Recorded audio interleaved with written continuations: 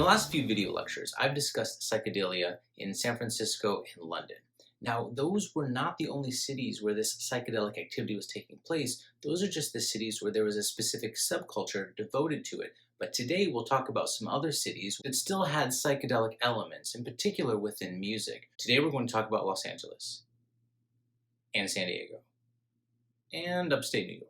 If you remember from the lecture on the Beach Boys, the music industry in Los Angeles was continuing to grow, in large part because of the film and television industries which were already present. The primary psychedelic band associated with Los Angeles during this time period is The Doors, led by Jim Morrison. Jim Morrison was the lead singer and songwriter for The Doors. He was very well educated. He earned his bachelor's degree from the University of California, Los Angeles, UCLA, where he studied film. So far we focused on two factions of hippies, the San Francisco hippies, which prioritized recreational use of LSD without police interference. We also talked about the Berkeley hippies, who were much more politically active. Jim Morrison represents a different type of hippie, using LSD in a different way. The nickname for the hippie movement as it existed in Northern California, San Francisco, and Berkeley is often associated with the term flower power. These hippies generally stood for peace and love. While many of these hippies were using LSD as a means to attain higher consciousness, their general life philosophy was toward peace and love. However, Jim Morrison, through his music, explores the darker side of LSD. We've talked about how there can be a good trip and a bad trip. Well, tying in with that idea, who's to say that higher consciousness is necessarily a good thing? Maybe there's a reason people are not intended to possess such a high consciousness. That was the philosophy of Jim Morrison, that this higher consciousness may be a very dark place, and we may not want to actually go there. These ideas are explored in songs like Break On Through to the Other Side. Higher consciousness attained through LSD could be heaven, or it could be hell. As Jim Morrison describes the hippies in Northern California, you talk about heaven, I'll talk about hell. Another famous song by The Doors is called Light My Fire. This is absolutely an FM song tying in with the hippie aesthetic,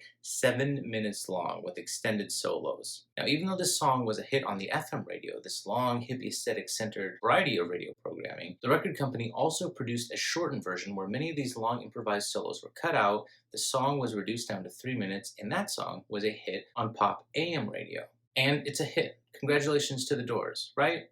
Well, not necessarily. The Doors are absolutely emblematic of counterculture. And if you remember with Interstellar Overdrive by the Pink Floyd, some of these bands resent their success if it's perceived to be too mainstream. Perhaps the darkest song written by Jim Morrison for The Doors was called The End. Listening to the song, you'll hear these Oedipus complex related lyrics. If you're not sure what an Oedipus complex is, you should look it up. Jim Morrison was an extremely talented songwriter, performer, and singer, and he was definitely considered one of the leaders in the LSD psychedelic hippie movement. However, his lifestyle filled with drug use caught up to him when he died of an overdose.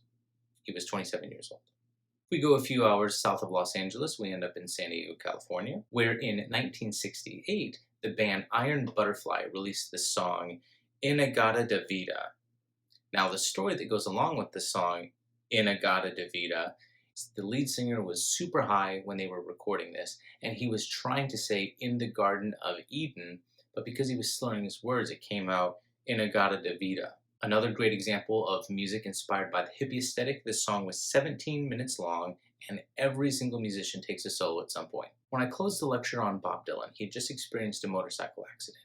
He was okay, but he was definitely shaken by the experience. And if you remember, he retired from music completely for a few years in the 1960s. Unlike Brian Wilson of the Beach Boys or the Beatles, who retired from performing, Bob Dylan dropped out of the music scene altogether. He retires to a quiet life in the city of Woodstock, located in upstate New York. It's in Woodstock that he meets a band by the name of The Band, and they start creating music together. They never release a collaborative album or anything like that, but they're playing together, they're bouncing ideas off of one another. Bob Dylan's music and the band's music remain separate, but they did create this growing professional musical friendship during this time. Finally, in 1968, Bob Dylan gets back into the music scene with his album John Wesley Harding, on which you can find the song All Along the Watchtower. I think you'll enjoy comparing Bob Dylan's original version of All Along the Watchtower with Jimi Hendrix's version that I mentioned in the previous lecture. That same year, the band releases the album Music from the Big Pink with the hit single The Wait. Short and sweet, but that's it. Next time, we'll talk about the Summer of Love.